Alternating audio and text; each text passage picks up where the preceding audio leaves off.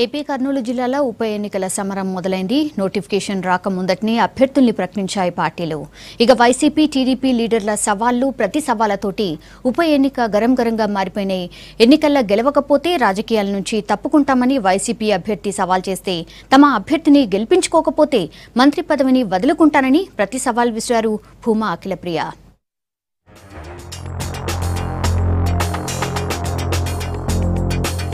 AP Kurnool జిల్లా నంద్యాల ఉప ఎన్నికల హడావుడి షురువైంది. సిట్టింగ్ ఎమ్మెల్యే భూమా నాగిరెడ్డి చనిపోవడంతో ఈడ బైపోల్ జరుగుతాంది.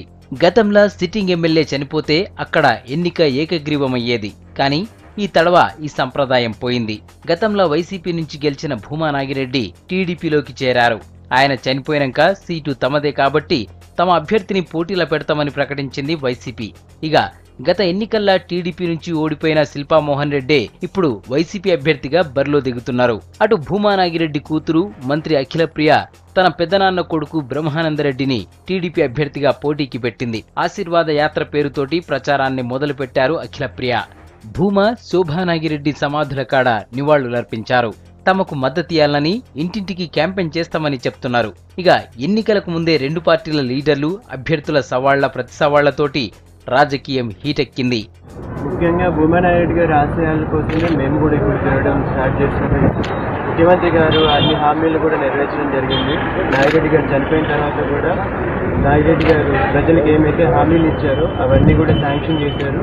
ఇప్పుడు ప్రజలకి ఒక్కొక్కరికి మేము డోర్ టు డోర్ వెళ్ళి అవన్నీ కూడా వివరించాలనుకుంటున్నాం. ఇంకా వాళ్ళకి ఏమైనా సమస్యలు ఉంటే తెలుసుకొని పరిష్కరించాలి. ఇక ఉప ఎన్నికల్లో ఓడిపోతే రాజకీయాల నుంచి తప్పుకుంటానని గతంలోనే ప్రకటించారు వైసీపీ నేత శిల్పా మోహన్ రెడ్డి.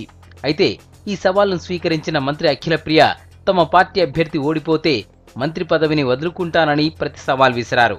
అంతేకాకుండా శిల్పా మోహన్ రెడ్డి గత ఎన్నికల్లో కూడా ఇట్లాంటి సవాలే చేసి మాట తప్పారని ఆరోపిస్తున్నారు అఖిలప్రియ. శిల్పా మోహన్ రెడ్డి గారు మళ్ళీ ఆ అమ్మాయి సవాల్ వదిలి నేను కూడా రెడీ అని చెప్పి అన్నారు. ఒకసారి కాదు, నేను 10 సార్లు చెప్పడానికన్నా రెడీ. నేనైతే ఇప్పుడు ప్రెసెంట్గా ఆన్ ద స్పాట్ రాజీనామా చేసి స్పీకర్ గారికి ఇవ్వడానికి కూడా రెడీ. కానీ గతంలో ఆయన చెప్పిన మాట గురించి ఆయన సమాధానం చెప్పాల్సిన అవసరం ఉంది. 2014 రోజు అప్పుడు భూమా నాగిరెడ్డి గారి మీద నేను ఓడిపోతే రాజకీయ సన్యాసం తీసుకుంటానని చెప్పి ఆ రోజు శిల్పా మోహన్ రెడ్డి గారు చెప్పడం జరిగింది.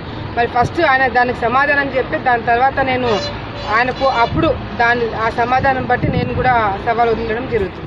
ఇన్నాళ్లు నంద్యాల ఉప ఎన్నిక ఏకగ్రీవం అవుతుందేమోనని అంతా అనుకున్నారు.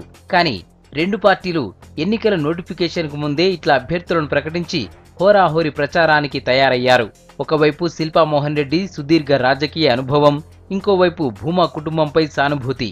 ఇప్పుడు ఎవరికి నంద్యాల ఓటర్లు మద్దతిస్తారన్నది ఇంట్రెస్టింగ్ గా మారింది.